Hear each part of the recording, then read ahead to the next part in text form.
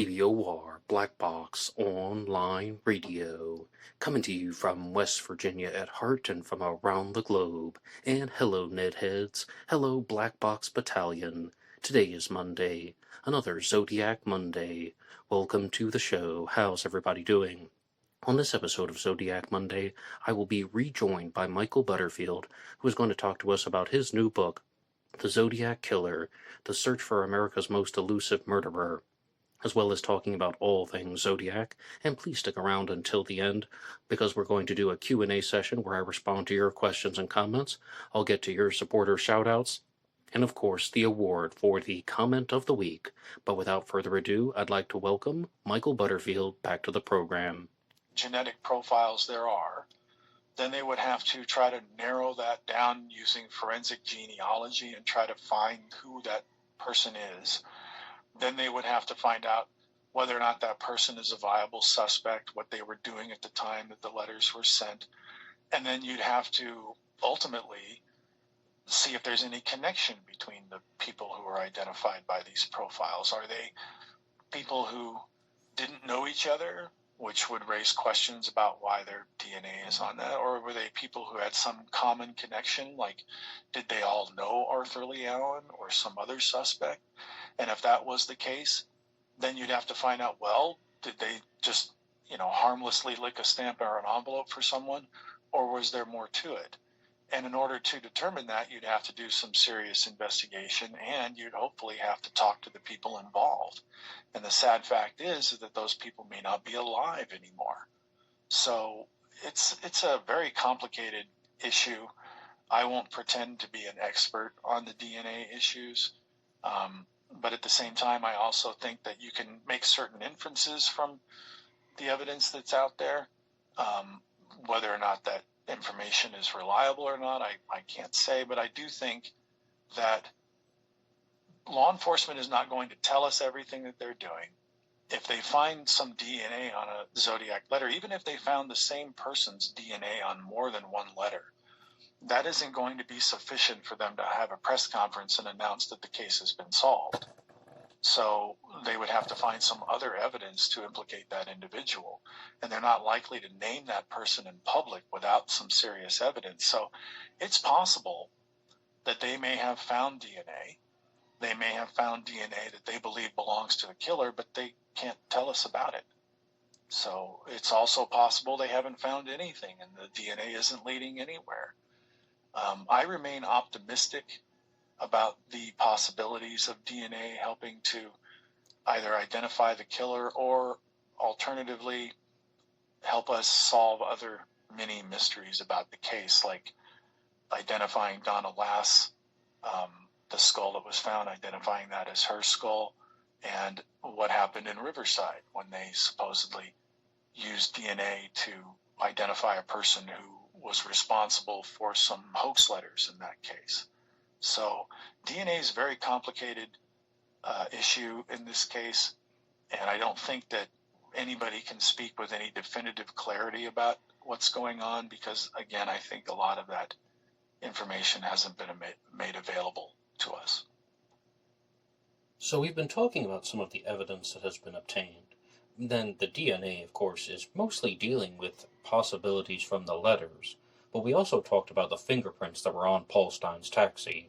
And of course, Post-Stein was the final victim of the Zodiac Killer, killed on October 11th, 1969, a lone male who was murdered taxi driver in Presidio Heights. And after the Stein murder, the Zodiac Killer was witnessed by Lindsay and Rebecca Robbins leaving the scene of the crime, and they became the witnesses who provided the details for the famous Zodiac Killer composite sketches. Do you believe the composite sketches are accurate? And more importantly, do you believe that they are useful?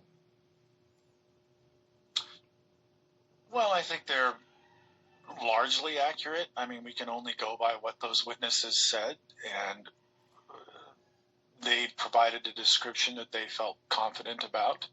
I think law enforcement was fairly confident about that. But as you know, eyewitnesses can be problematic, and what they say doesn't always match up with the facts.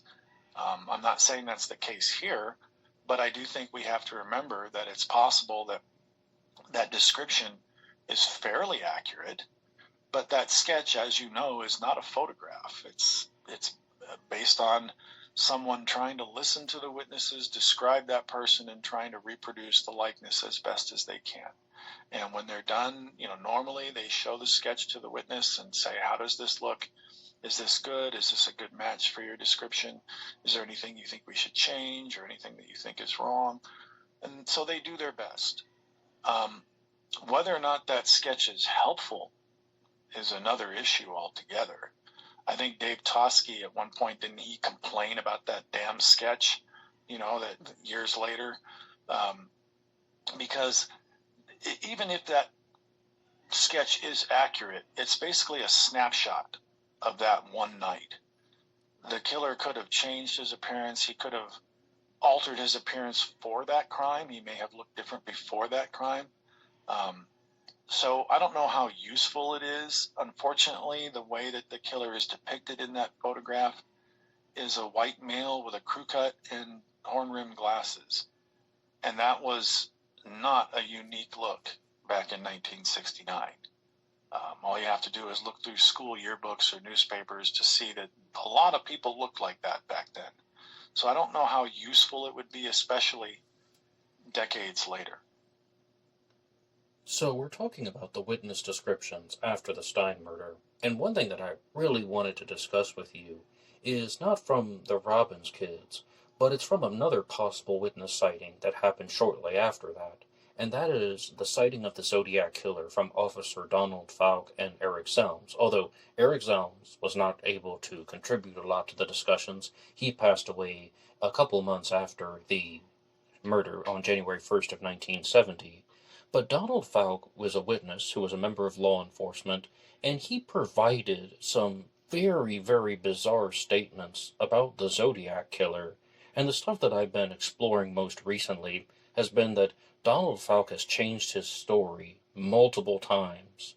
And firstly, to talk about the witness descriptions, at first in 1969, he wrote in a memo that the Zodiac killer was 5 feet 10 inches tall, maybe 180 to 200 pounds. Then, he even shared that description for the 1989 Crime of the Century documentary. But somebody shared the production notes for the Crime of the Century documentary, which anyone can watch on YouTube for free. And the production notes that were not aired is when he says the Zodiac was 6 feet tall and 200 pounds. Then, in 1991, when he's interviewed by George Bohart, he's saying that the Zodiac was more than 6 feet tall and 220 plus or something like that.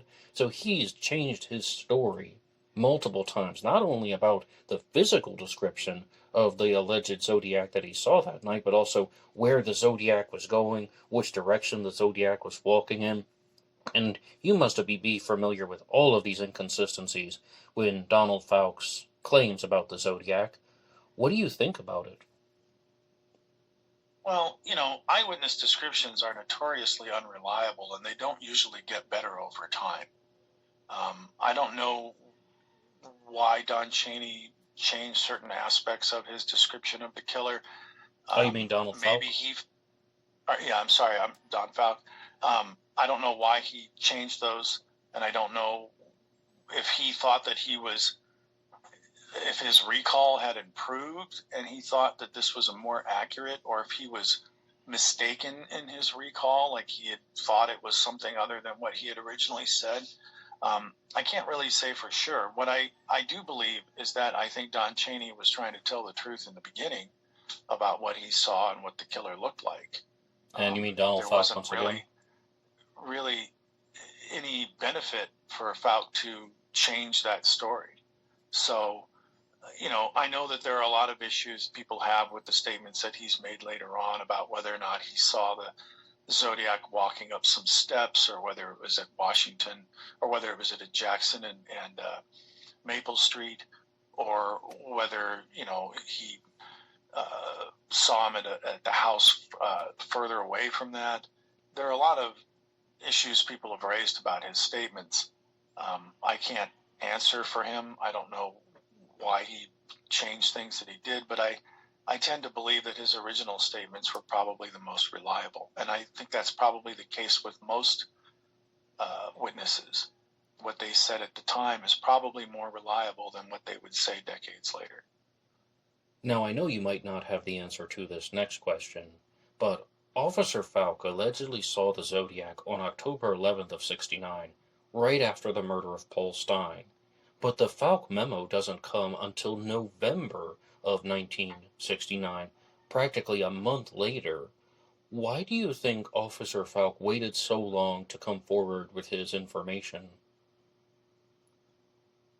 I don't know. It seems like in some ways it was a response to some of the Zodiac communications, but at the same time, I think it's important to remember that when it comes to the Zodiac case, we have a lot of police files from Vallejo and Benicia and from Napa dealing with the first 3 attacks.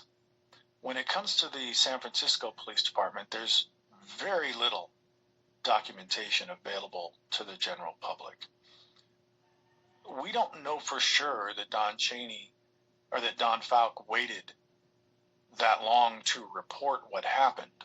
We just know that the report is dated at that time. And he may have been asked to write that report, I can't remember off the top of my head, in response to the Zodiac communication. So it's possible that he had shared that information with investigators before that. I seem to recall that he said that someone came out and talked to him. I can't remember when, but I don't think it's safe to assume that that was the first time that he had made any mention of that. It may have been, but I don't think it's safe to assume that. Okay, so this is discussing the events of October 11th of 69, the Post-Stein murder.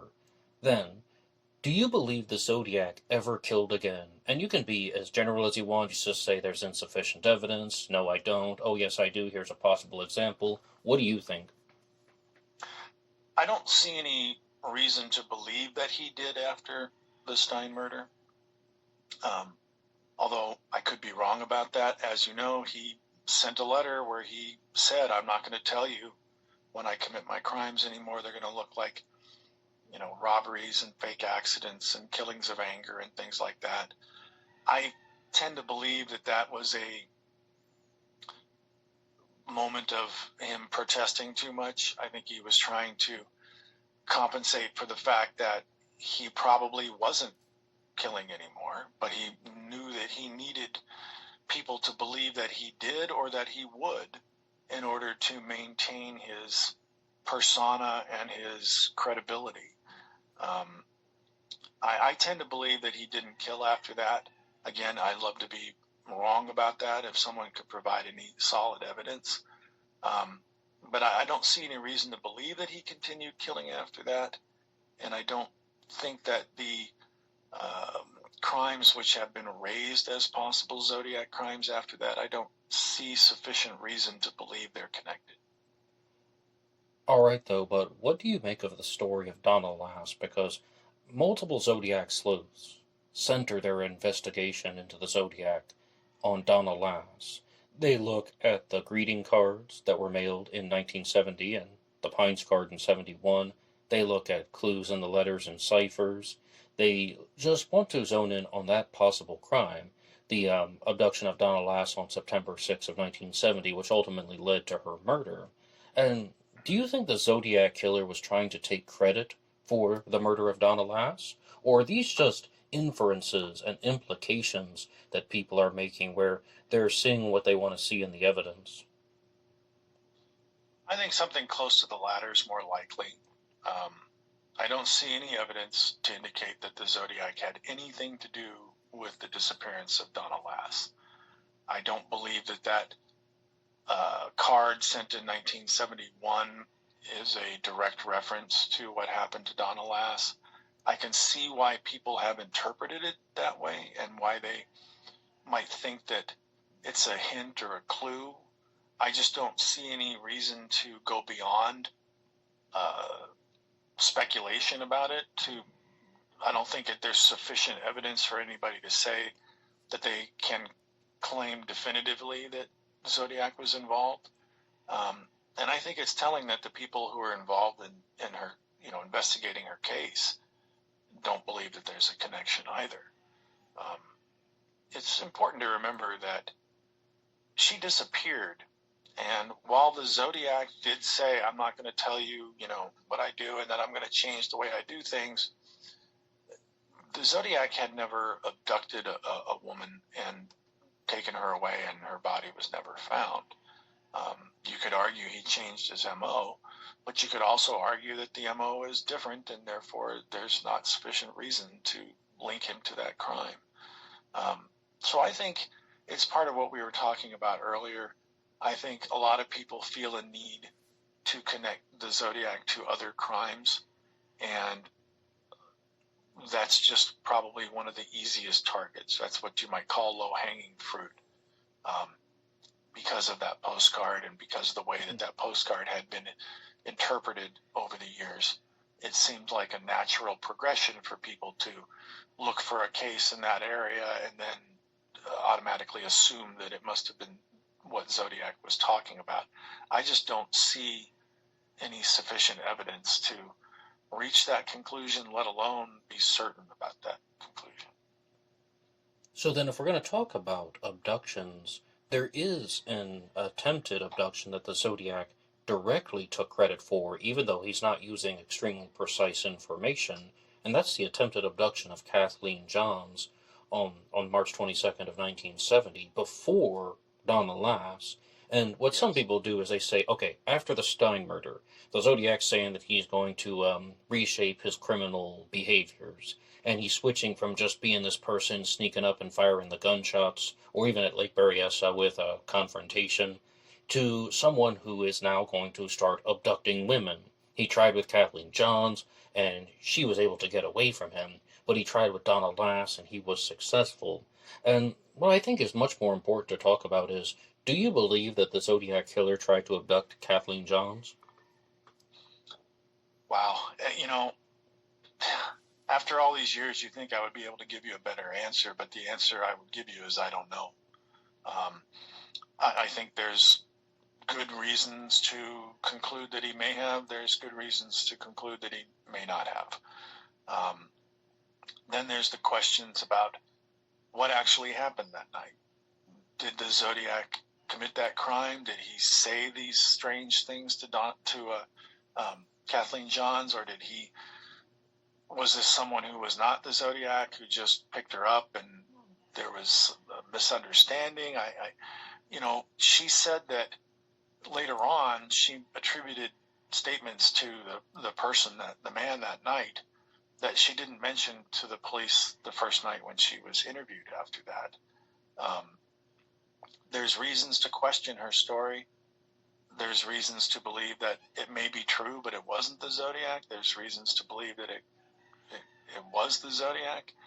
I can't say for sure, and I don't think that we can rely on the Zodiac to tell us the truth about it when he sent that letter and he said, I gave a woman and her baby a rather interesting ride that ended with me burning their car where I found it, or something to that effect.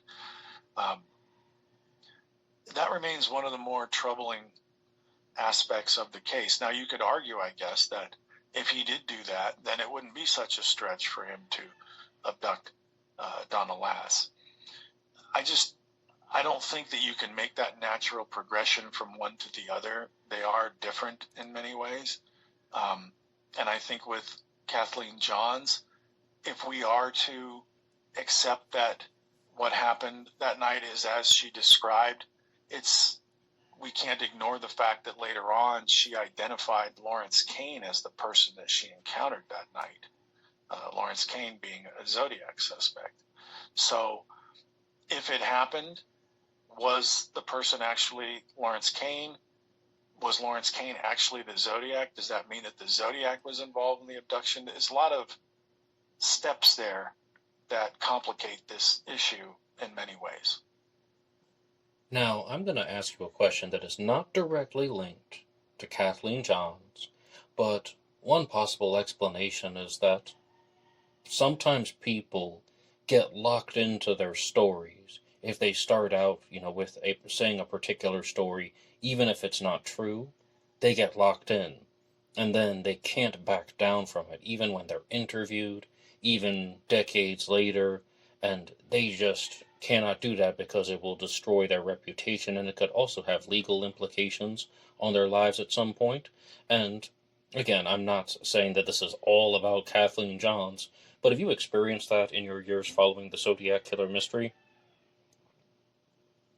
Have I experienced it where someone's told a story that they won't budge from, or that Where they've that may told a be story that problematic? they won't budge from, even though it is a questionable story?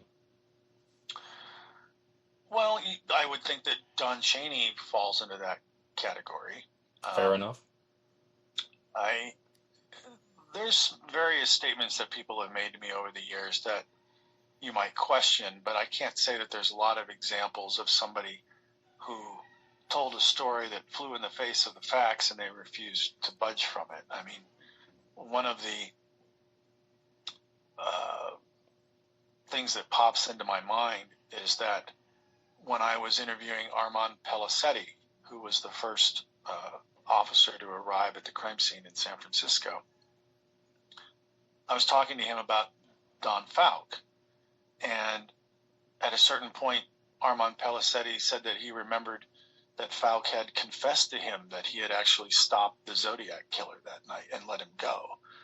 And, obviously that was a provocative statement, so I asked him to expand on it and help me understand, if he would explain further. And so I asked him, I said, well, when he said this to you, what did you say? And it seemed clear to me that at that point he couldn't remember much of anything else other than just that Don Fouke had said that to him. So then I asked him, I said, well, did Don Fouke say to you that he stopped the Zodiac and let him go, or that he was accused of doing so? And Pellicetti said, I don't know. I'd have to defer to him on that. I don't remember. So I thought that was an interesting reaction to that, because, normally you would say, he said this to you, and then I said this, and then he said that, because the question would be, well, did you actually stop him? Did you actually talk to him? And according to Pellicetti, his memory of the conversation didn't really go any further than just the initial statement. So it seemed kind of an odd thing for him to say. I don't know that I'm answering your question the way that you phrased it, but nothing really comes to my mind right now other than the statements made by Don Chaney, which were problematic. And I think that might be an instance where he had boxed himself in, especially when it came to that story about the painting party. That was a big red flag right there. And I don't think that he understood the implications of it. I don't think he had realized that, because in my opinion, I think he read that book and he assumed that story was true. So then he embellished his own story with it. Now, maybe that's not correct. Maybe it did actually happen. I can't say with absolute certainty, but I think that would be an instance where he sort of boxed himself into a corner with that. No, and I think that is a good example of someone who created a story and they're locked in and they won't back down from it in the face of contradictory evidence. And I was asking about that because the one that comes to mind for me is Kathleen Johns. And it's not like I'm a psychic or a mind reader and I can just tell you exactly what she was thinking back in 1970, but I mean, I tend to lean toward her being someone who fabricated the story, to be very direct, and that she's talked to police officers. She's also been interviewed about it, and she just simply can't back down now because of the consequences. And I could be wrong about that, but sometimes I do think there are calls for speculation, and this is also a platform where people can share what they genuinely think. And I don't know if you have any response to that. Yeah, with that idea, we have to. I would have to ask you, what is it that you think that she fabricated? Do you think that the incident actually happened, but it didn't happen the way that she later described it? Do you think the incident happened, but it wasn't the Zodiac? Do you think the incident didn't happen at all? Do you think that she set fire to her own car and that she did that because she was trying to conceal what really happened? I mean, where do you stand on that? to tell you what I genuinely think, and again, this isn't some type of gospel or I'm trying to reveal the truth, it's just what I think happened. I think there was some type of problem with her car that caused the fire, or maybe the car started smoking because I heard the car was in really bad shape, and maybe she did something to continue the process. I think that she fabricated the whole story. I don't think there was any interesting ride with the man and her baby. And one thing that always bothered me about it was how easy she was able to get away from the Zodiac. And this whole thing about she also has an infant daughter with her, and she was 8 months pregnant at the time. And she says she jumped from the vehicle and she was able to hide from the Zodiac, and that someone came by, like a trucker comes by, right? And that's why the Zodiac can't pursue her in the field, and just sort of saying, "Hey, what's going on?" And the Zodiac would have allegedly said, "Oh, nothing," gets back into his car. But I've even had women who listen to this show saying there's no way a woman who was 8 months pregnant was going to jump from a vehicle holding another child and just kind of like roll on the ground and then just get up and start hiding. And that's ultimately where I stand. She fabricated the whole story. She may have been responsible for the fire of the car, because we have to remember that she said the Zodiac told her that the car was wobbling on the back wheel. The back wheel was wobbling, and then he worsened it so it would fall off. But when the car was found, right, the wheel had been replaced and it was in a different location than where she claimed, correct? So some people think, oh, well, the Zodiac just moved her car and set it on fire to throw people off. Well, that's a very assumptive statement, and maybe I'm being assumptive, but I think that the whole thing was made up. And if you want to just challenge me, give me some pushback, show me where I'm mistaken, that's great, because again, as you said, this isn't about me. I don't benefit from the result of Kathleen Johns' story and what actually happened. What is your response? Well, I think that you might be onto something, because as I pointed out, when she was first interviewed that night, she made statements about what the man did and did not do. And she said that he did not threaten her or make any threatening comments of any kind. And then when she was interviewed later on, she allegedly said that he threatened to kill her, that he was going to throw the baby out the window and things like that. So that, if that was an embellishment, that's problematic right there. If I remember correctly, she later argued that she did say that to the police, but somehow it didn't get reported or included in the report. I would say that I would tend to lean towards the notion that she was embellishing what happened that night. Whether or not she was embellishing an actual event or the entire event she made up on her own, I can't say. But I do think that her statements raise enough questions for it to be legitimate to question what she was saying. And of course, by the time the 1990s had come around, her story was very different and very much focused on this man being sinister and making threats. I think you make a good point about a pregnant woman jumping out of the car with an infant. I would find it would be difficult to believe that somebody did so and managed to run away and get away from the driver. If she jumped out of the car, would obviously take her a little bit of time to get up and collect herself and run away. And I would think in that time that would be sufficient for the driver to jump out and go after her. Now, forgive me, my memory is not as great as it used to be, but I don't remember that the person who picked her up ever confirmed seeing another vehicle or another person or anything like that. Am I mistaken about that, or is... No, I think you're right about that, and I don't believe that this reported trucker that came by picked her up. I think at that point she's hiding somewhere in the field, which again, I mean, I guess I've seen some reenactments of this done and the dramatizations, and it never looks like a sufficient place to hide. We're talking about wide open spaces and just some tall grass and some things poking out of it that doesn't look like any type of suitable hiding spot, and it's always bothered me ever since, I first saw these reenactments, and I think the first one was America's Most Wanted when I first learned about the Zodiac. But Yeah, that's yeah. the trucker. A trucker just comes by and just it says something that she might not even have been able to hear. Hey, like, hey, what are you doing? Like, because he saw some man kind of just um, a little bit panicky on the side of the road, and then that would not have been the vehicle that picked her up, though. Yeah, I mean, if I remember correctly, she, in her initial statements, she said that the man didn't chase after her. And then later on, she said that he did chase after her and called out to her and things like that.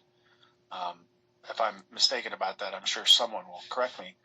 But again, it just raises more questions. So I think overall, with Kathleen Johns, it's one of those things that you have to be skeptical about, regardless of what you might believe. You have to be skeptical about it because there's no way to prove anything that she said, and she did change her story over time. That is a red flag right there. Then you have the fact that the Zodiac appeared to take credit for it.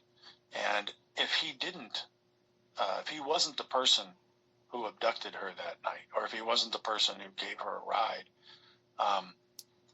maybe that was what he thought of was a bit of strategic genius, because if he sent a letter and took credit for it, then he would know that any description she provided, any efforts to investigate that, any attempts to link him to that would only send investigators down a dead end and divert them from the real search for him.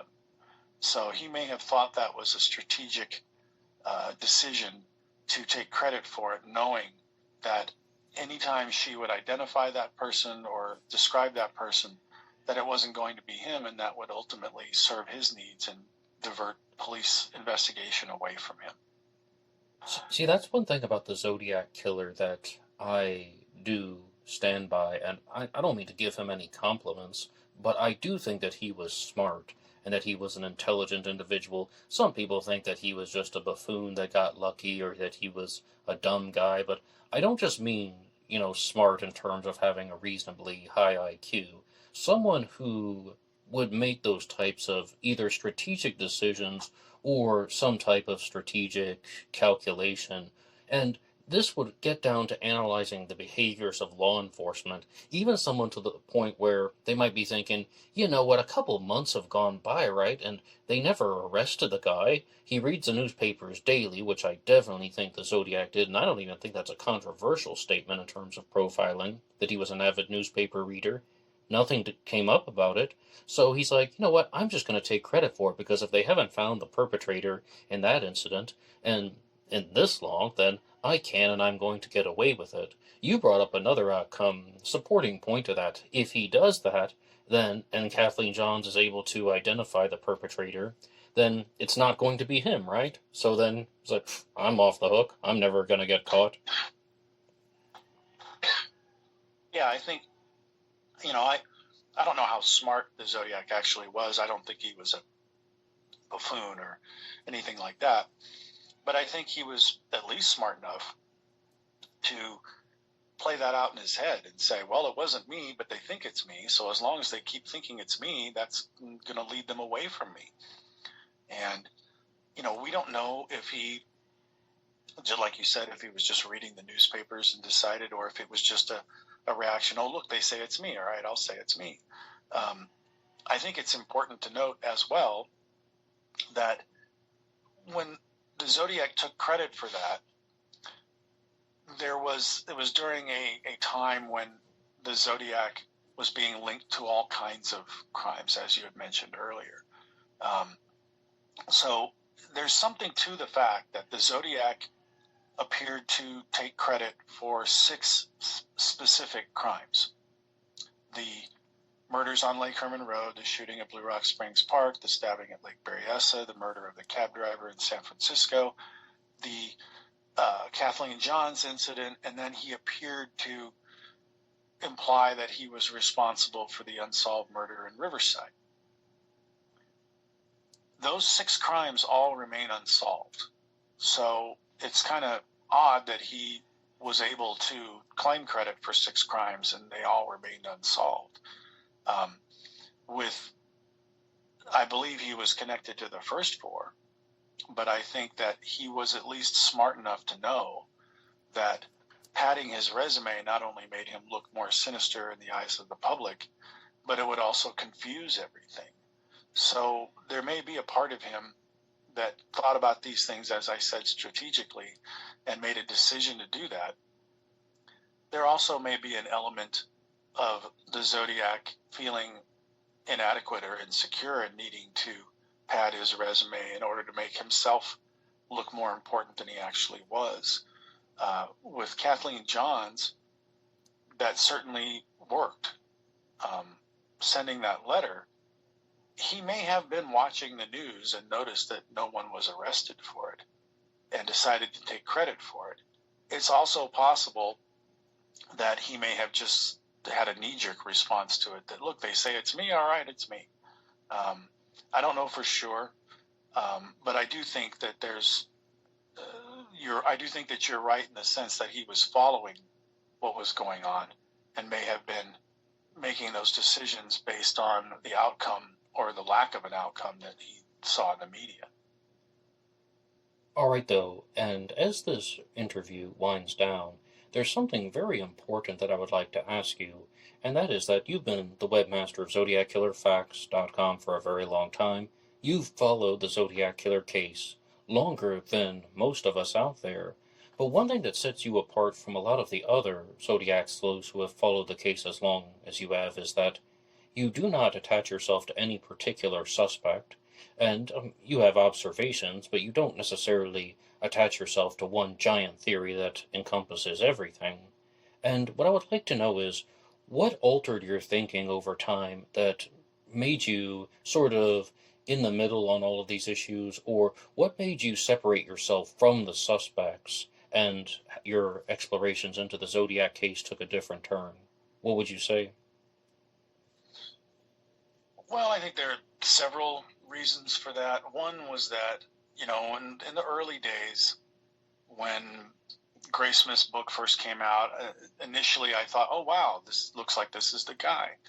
Then later on, I read another book, Time 17, and thought, oh, wow, this could be the guy, And at a certain point, I started to realize that it wasn't a good idea to rely on other people to give me information about those things. So I would start looking into those things on my own.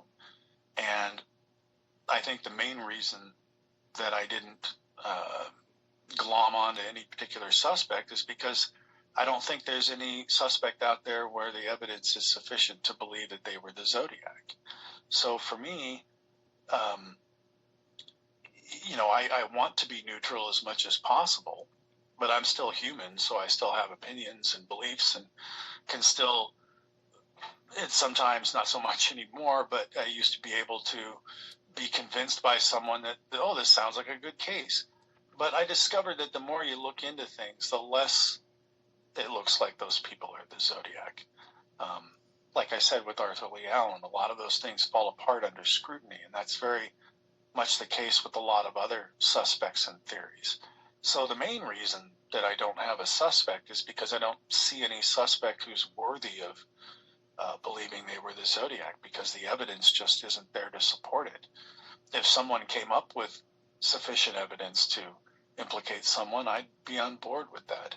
But I think being neutral or trying to remain as objective as possible is the best course of action when it comes to looking at all of this. Because I think what happens with a lot of people is they see a collection of what I often refer to as trivia, a list of trivia points that make somebody look guilty. But they don't spend a lot of time looking at anything that would be exculpatory or raise questions about that evidence. And normally, when you look at the evidence that's presented by people who are accusing a suspect, they don't withstand scrutiny. So that leads you to the inevitable conclusion that this person probably isn't the Zodiac and therefore is not worthy of being promoted as a suspect. Now, forgive me if I've asked you this before, but was there ever a suspect that you would put the highest on your list? You've talked about, reading Graysmith's book and then reading Time 17, but was there ever a suspect that you thought more highly of than anyone, and you actually had that moment when you're like, I know who the Zodiac Killer was. It was this person. Beyond those first two books, no. I don't think there's ever been anybody who impressed me that way. And again, in those earlier instances, I was relying on other people. So people made a case, Robert Graysmith made a case against Al, and it sounds really compelling when you look at it on paper. So I remember those first few weeks or so after Graysmith's book came out, where I was fairly certain that he had identified the Zodiac. But then I started to notice certain issues, and it's like tugging on a loose thread on a sweater. It just started to come apart. With Gareth Penn's book, Time 17, that happened just a couple of years after Graysmith's book came out. I think it was 1990 or 91 when I first encountered that book. And because I was relying on what was written in the book, I thought, oh, wow, this is great. This really seems like he's nailed the guy. But then again, sometime later, I started to have questions about that. There were questions that I had about his suspect before I had questions about other aspects of his presentation, like the radiant theory or things like that. But no, I don't think there's ever been a time beyond that where I felt convinced by anything. And I think part of that was because those two books had sort of taught me not to rely on what people were saying. Most of the time when someone's putting forth a suspect, they're only telling you the things that make that person look guilty. They're not telling you the other things that might lead you to a different conclusion. And so after those first two books, which were very early on in my studies, I don't think I ever fell for that again. I hopefully became a little smarter. And after that, I've never seen anybody present a suspect and the evidence against them where I looked at it and I was like, wow, and I was really impressed by it. If anything, this might sound like a strange thing to say, but if anything, the more compelling a case against a suspect seems, the more skeptical I become. Because I start to think, well, there must be something else here that they're not telling us. And so I'm a little more skeptical than I was in those early days. Thank you for that, Michael. But may I ask, is there a suspect that you thought was in the opposite direction, like the absolute worst Zodiac Killer suspect or theory that you ever encountered? Wow. There are probably too many. When Dennis Kaufman first came out, it seemed pretty clear that his claims were just nonsense. And of course, as the years went by, that became more and more obvious. Same thing with, Gary Stewart and his claims against Earl Van Best. That's just laughable garbage, I think. And I think it's been demonstrated to be such. It's true. I feel like I don't understand why anybody takes that seriously at all, especially after that Netflix series that came out, which I thought did a pretty good job of debunking most of his major points. And then, I'm not impressed by Steve Odell's claims against his suspect. That seemed pretty laughable right out of the gate. But, as I was saying to you at the beginning of the interview, there's just an endless supply of that. So you could read a book or see a new theory and feel like it's garbage, and before you know it, a month or two, there's another one. And it's funny because I have a bookshelf here, huge bookshelf filled with tons of Zodiac books. that were all written by somebody who claims that they identified the Zodiac. And sometimes when I look at them on the shelf, I'm just like astounded by the fact that I had to add another shelf for that recently and put more books on that shelf. I try not to buy all those books anymore, but it's just seeing them on the shelf. It's just kind of a testament to an unending sea of nonsense that there's going to be more. And so there's a lot of suspects that I immediately am not impressed by, and I think that's going to continue to be the case. So it sounds like you had some similar responses to Dennis Kaufman and Gary Stewart that I had, where both of those individuals were just emitting con man vibes. And it's not just like a feeling or a vibe, it's the language that they're using. And then Dennis Kaufman said he had photos of the crime scene and just posted blurry images where you couldn't see anything. And of course, Gary Stewart was actually caught committing fraudulent activity. And I brought that up so many times. And I still get comments about Earl Van Best, his suspect, as, like, hey, this guy was the Zodiac killer. You don't know what you're talking about. So, no, wait. He was literally caught doing fraudulent things, as you pointed out with the documentary that was made about him. Like, he's a proven fraud. They're like, they just don't want to hear it.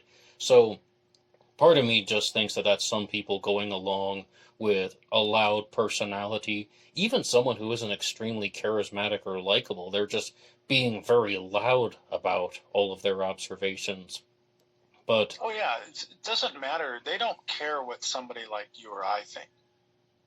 They're only trying to nail the mark, the person who will believe them and who will buy their book and do all of that. I mean, I remember some years back when they were making that documentary, the producers contacted me and asked if I'd be willing to appear in the show, and I was very reluctant to do so because I didn't want to lend any credibility to that. And I thought it was very telling that at a certain point, one of the producers just said to me, well, we really don't believe this stuff, And that made it easier to participate in the show. And of course, then when they did the show, they did a pretty good job of debunking most of his major claims. And to your point, the night because they aired all 4 episodes in one night, I think largely because they didn't want to leave people hanging at the end of episode 1, 2, or 3 thinking that they did believe this was true. I think they wanted people to watch all of it at once so that they would get to the end part where the claims are debunked. And I thought it was very interesting that the night that this show aired, Gary Stewart went on Facebook and said, make sure to buy my book so you can see all the evidence that the show didn't tell you about. And there was nothing in his book that the show didn't talk about. Primarily, almost everything that was in the show that was in the book was debunked. So Gary Stewart was just feeding people a load of baloney on Facebook that night. And there were people who literally said things like, I just watched the show and I know it was Earl Van Best Jr. That's right. Yeah, it's like, well, if you just watched the show, did you not notice that whole part where they debunked almost all the evidence against him? So I think it's more of a cult kind of thing, more of cult of personality kind of thing.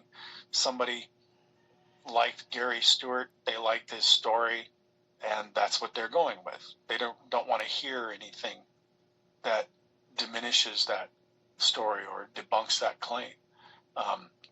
It's very disappointing to see that people could watch that series and walk away thinking that Earl Van Best was the Zodiac and that Gary Stewart's a credible person, because the show clearly demonstrated otherwise. Believe it or not, though, I think that Gary Stewart started out with good intentions. And they always do. The road to hell is paved with good intentions, right? Well, of course, but what I think happened was he wanted to write a book about his biological father, Earl Van Best, because, his last name is Stewart, not Van Best, and he found out that his father was involved with this real true crime story, this nationwide scandal called the Ice Cream Romance, the Sunday Bride, that his father abducted a 14-year-old girl and went on the run all around North America, the United States and Mexico, with his second wife, Judith Chandler. And then he's like, oh, hey, it turns out the journalist that was covering this story was Paul Avery, the same one who was reporting on the Zodiac case. So, he wants to write this story, but then he realizes that no one's going to read the ice cream romance story. So, I don't know whose idea was it first, him or his co-writer Susan Mustafa. That documentary argued that it was Gary Stewart, and they had this idea that they're like, well, why don't we just turn this into a Zodiac book? My Daddy Was the Zodiac case. And it becomes very, very apparent that there is just so much thought put into the stories of the ice cream romance in his book, The Most Dangerous Animal of All, and absolutely zero thought put into the Zodiac sections. All of the Zodiac connections are just like written by a grade schooler, to be honest. There's just not any in-depth analysis, period. And oh yeah, so I think that he would be somebody who maybe got locked into a story and then he couldn't back down. Oh, well, I put my whole reputation on this. Make sure you buy my book so you can see all the evidence. And I think he fell off the rails and he could never get back. But that is just my interpretation of the events. Again, I don't know what was in his mind or in his heart. Yeah, and I think one of the things that always bothered me was the co-author, Susan Mustafa, said that she was convinced by evidence that Best was the Zodiac, and that's why she decided to co-author the book. But then when you read the book, you see that Gary Stewart didn't really have any evidence at all before he partnered with Susan Mustafa, and that most of the stuff that they present in the book as evidence is stuff that they came up with while they were working on the book. So what was it that convinced her? I can't say for sure, but I think it was a book deal. I think that's what convinced her. Now, in the documentary, she pretends that she's horrified by Stewart's actions. And that's right. Denounces him. And she says, I'm going to burn that book. Yeah. But then she continued to appear with him in public and promote the book. So, well, money. Yeah, and I think that's a big part of it. And maybe, like you said, Stewart did start out with a genuine desire to learn about his father and his background, and came across this, and at a certain point thought that was a lucrative approach. But I think, people see dollar signs, they see fame and fortune, and they think that, because I think I saw recently that they're making a movie out of The Most Dangerous Animal of All, which is just like, what is that movie going to be? It's just going to be filled with nonsense. I think that you're right, that when you look at the book, the other portions of the book appear to be well written, but then when it comes to the Zodiac stuff, it's just laughable nonsense that seems like it's shoved in there with no context and no critical thinking, no skepticism, no challenge to it, no effort to get to the bottom of it. I mean, some of this stuff was just laughable, like the stuff about his name being in the ciphers, or the stuff about the fingerprint being reversed and matching him Best, and the whole thing about the handwriting, which was just, I mean, that's an embarrassment that's just difficult to believe. That they put out the book, and within a week, it was Mike Rodelli who contacted the church and discovered that the handwriting that was being attributed to Best didn't belong to Best at all. That's right. And they had already had the handwriting expert who, for the Most Dangerous Animal of All book, had declared that Best wrote the Zodiac letters based on these documents from this church, which were not written by Best, and that expert had already published his own book where he had claimed to identify the Zodiac through that handwriting. And in that show, when they confronted Mike Wachschel, the handwriting expert, with the fact that these items were not written by Best, his response was that he thought the Reverend may have been Best's accomplice, because he essentially refused to believe that he was wrong about his handwriting analysis.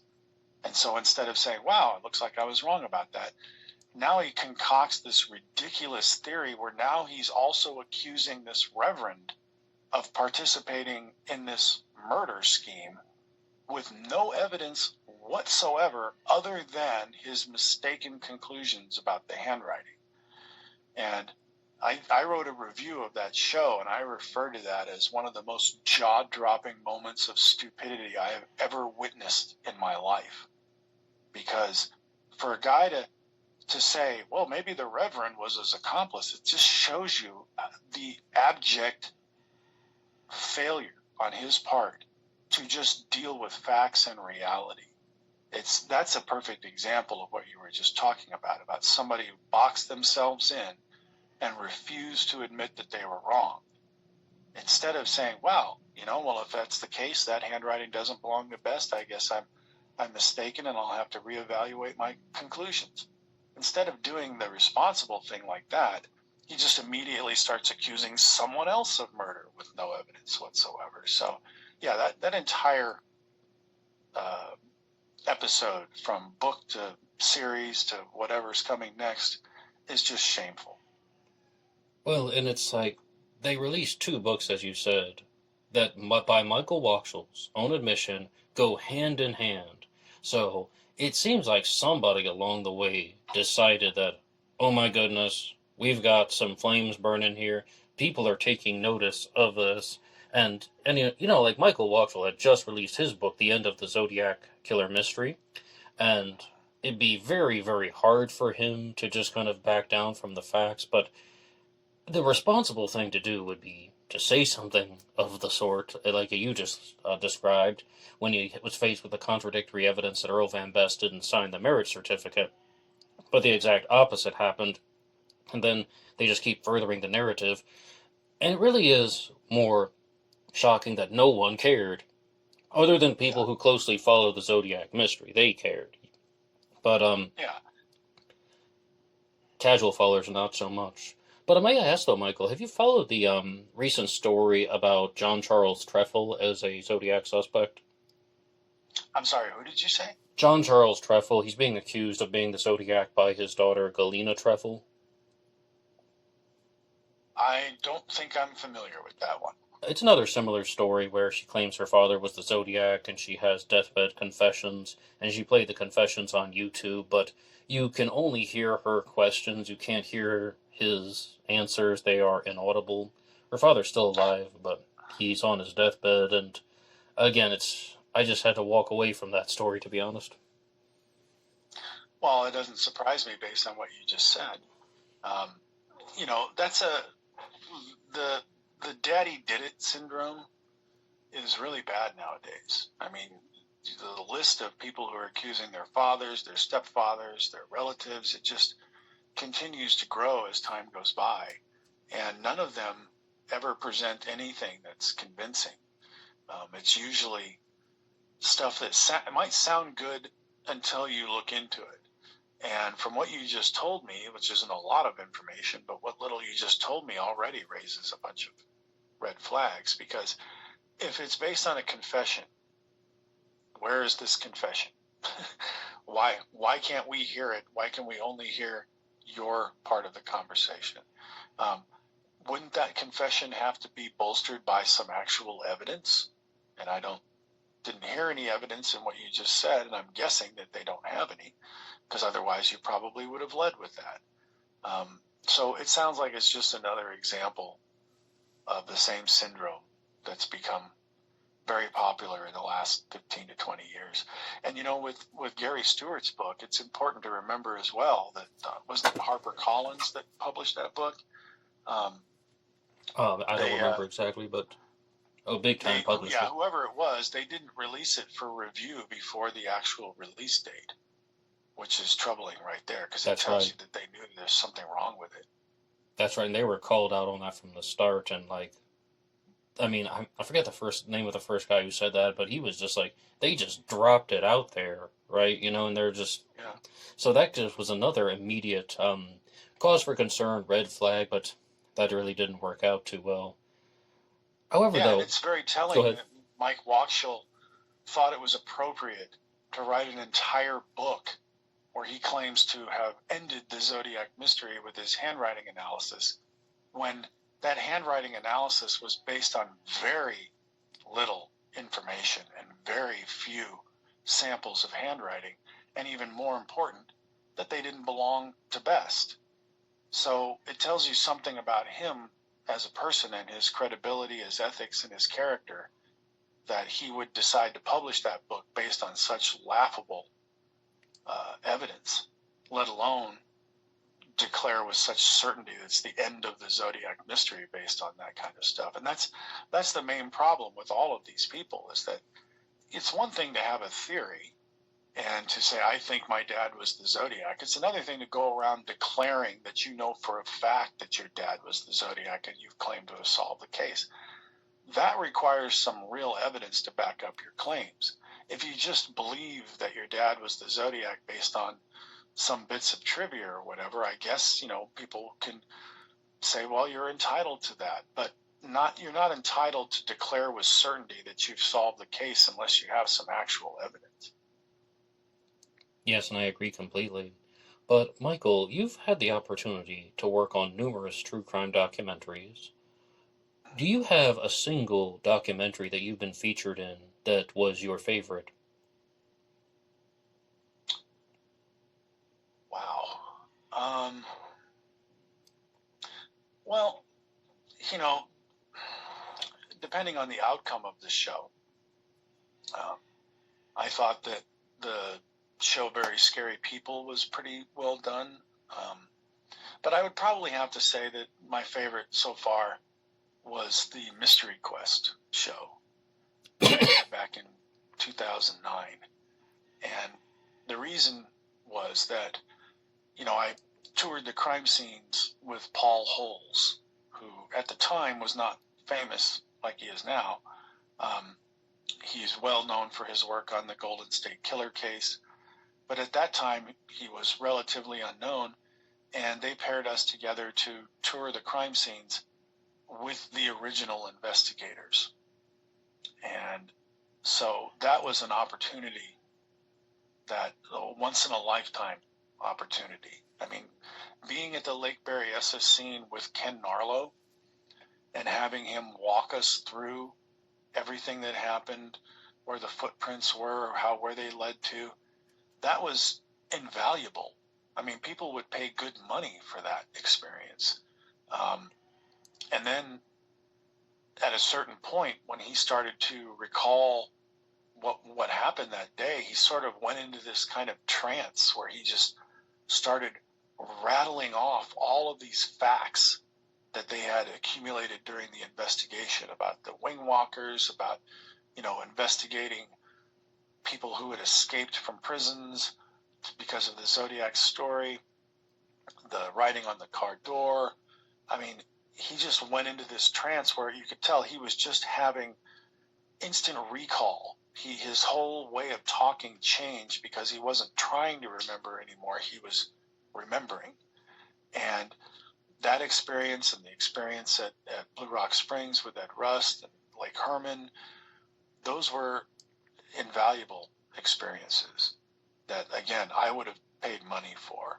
So I think that's probably my favorite, because I learned so much on that trip, and touring with those original investigators was the kind of thing that somebody like me normally doesn't get to experience.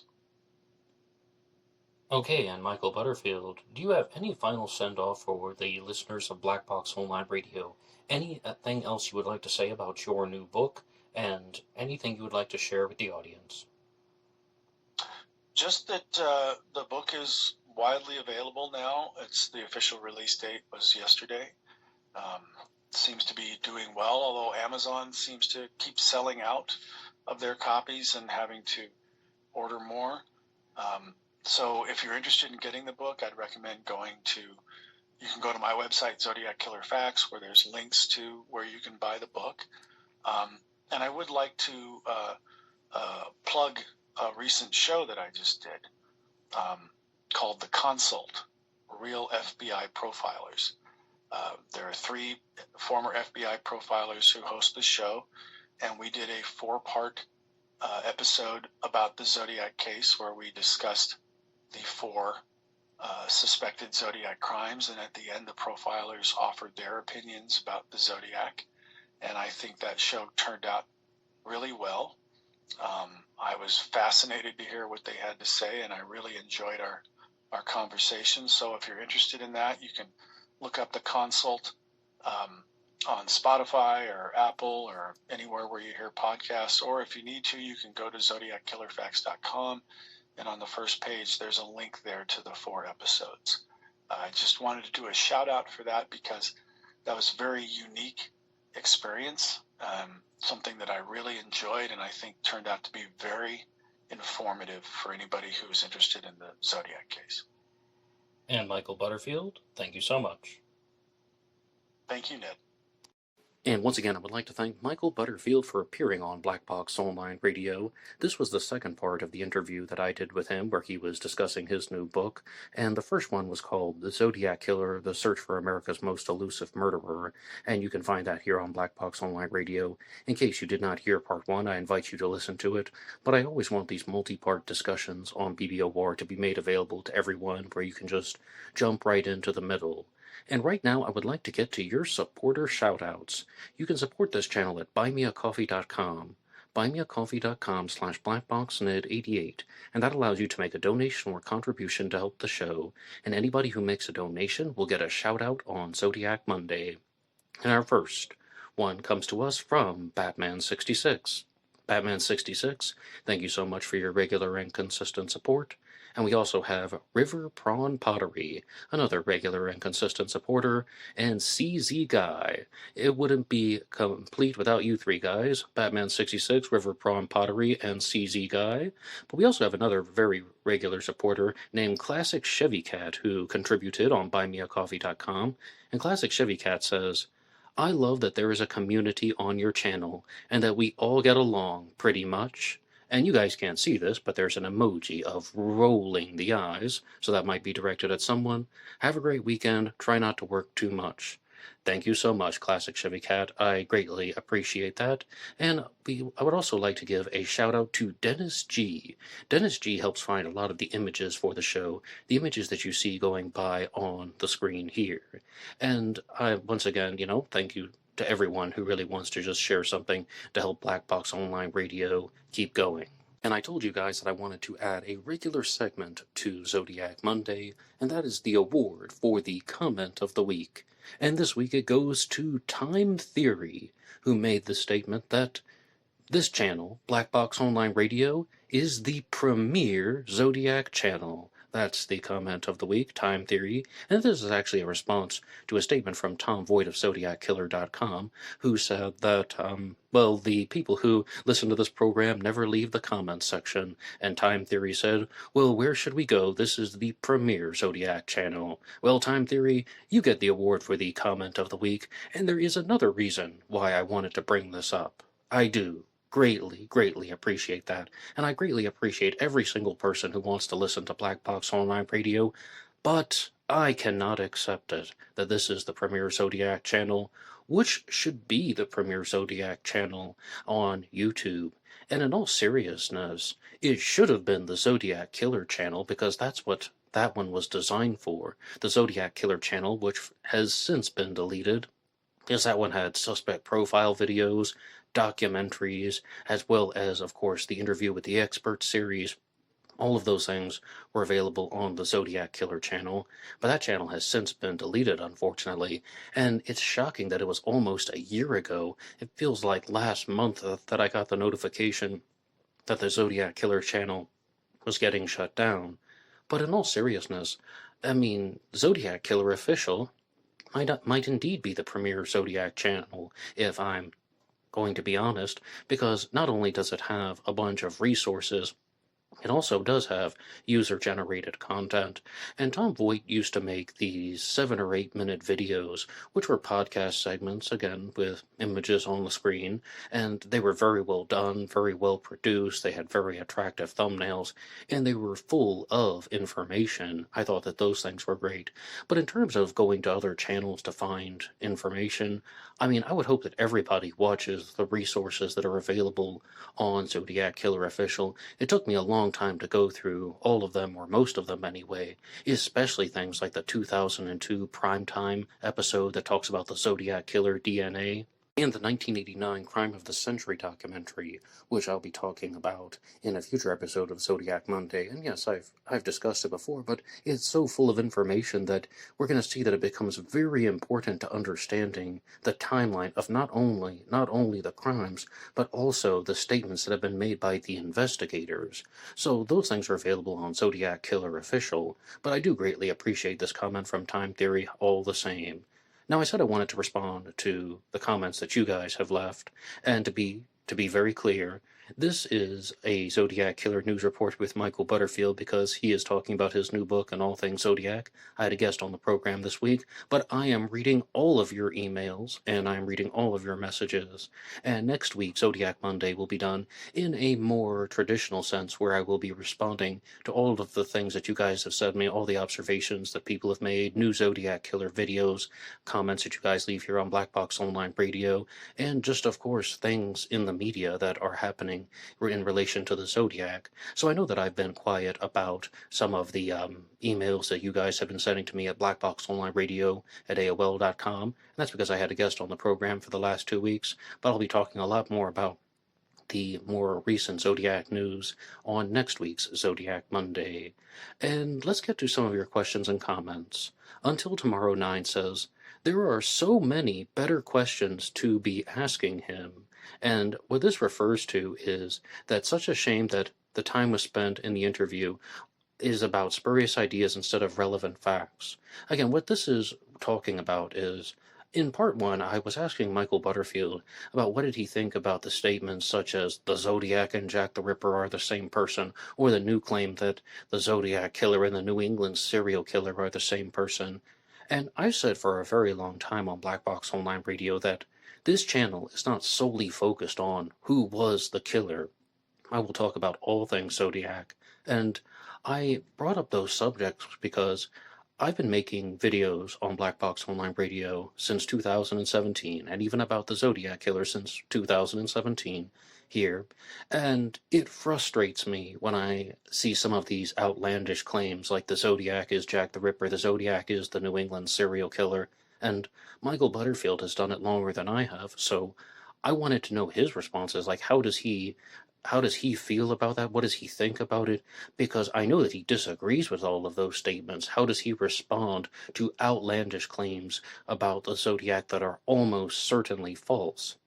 And that's something that I wanted to discuss, but I will talk about anything in relation to the Zodiac Killer. And our next comment comes to us from No Name Indicated, who says, Butterfield states in the interview that the content of his book was restricted by the publisher to an overview of the crimes. Without new information or new insights, Butterfield gives researchers no reason to buy the book. In the interview, he says that he interviewed Don Chaney multiple times, and he interviewed Brian Hartnell, Ron Allen, and Dean Farron, but was not allowed to include that in the book. Ned DeHaan is a good interviewer and tried repeatedly to get Butterfield to talk about the alleged interviews, but Butterfield wouldn't do so except to say that Farron said the infamous painting party was limited to family and friends. He said that he felt that Chaney was not credible, but gave no convincing reason why. Very disappointing, and not at all due to DeHaan, who made a gallant effort to pry information out of Butterfield.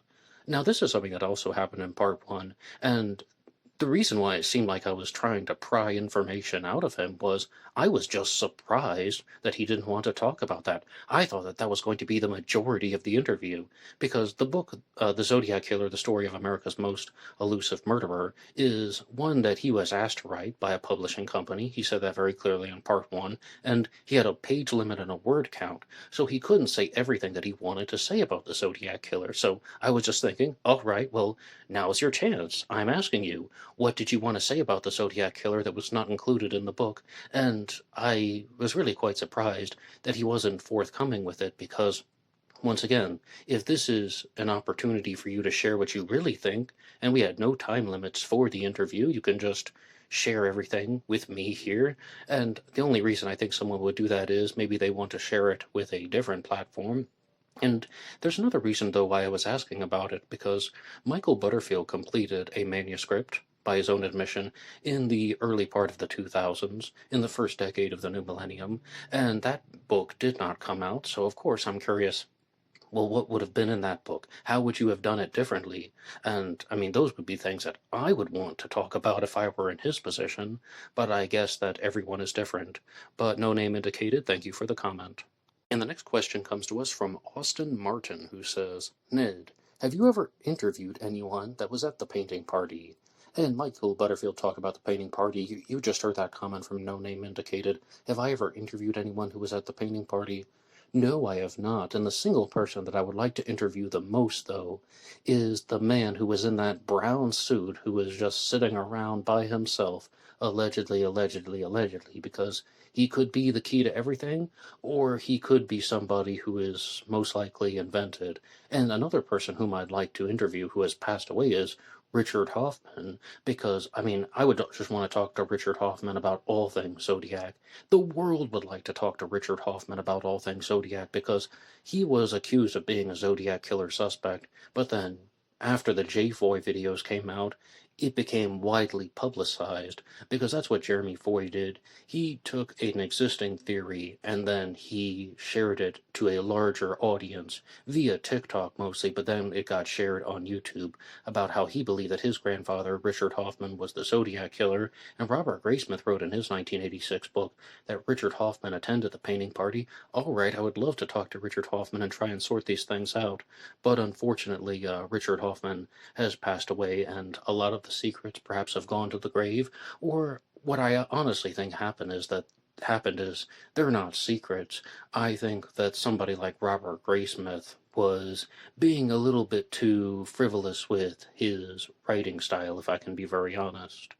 And I would just like to say thank you so much to everyone who listened to both parts of the interview here on Black Box Online Radio, as well as the bonus episode that came out last Thursday. I did a book discussion on White Night in October by Gerald Gregory Doan, which was a remake of one from last year. I wanted just another attempt to talk about Gerald Gregory Doan's Zodiac book, which I think is absolutely excellent. I openly said that it's one of the best true crime books that I've read in the last 12 months, One Night in October by Gerald Gregory Doan. You can hear my book discussion. You can also check out his book anywhere books are sold. And this week will continue as normally scheduled. True Crime Talk Radio in the morning will be on Tuesdays and Thursdays at 10:30 a.m. Eastern Standard Time. Ripper Wednesday will be talking about the Zodiac Killer. And on Friday, I'll be talking about D.B. Cooper Friday here on Black Box Online Radio. And you guys know that this channel releases shorts and reels here on YouTube Monday through Friday. They also come out on Facebook, Instagram, and TikTok. You can find it on Instagram and TikTok under my name, blackboxonlineradio. And that will be all for me now. I will see you tomorrow for True Crime Talk Radio in the morning. Goodbye.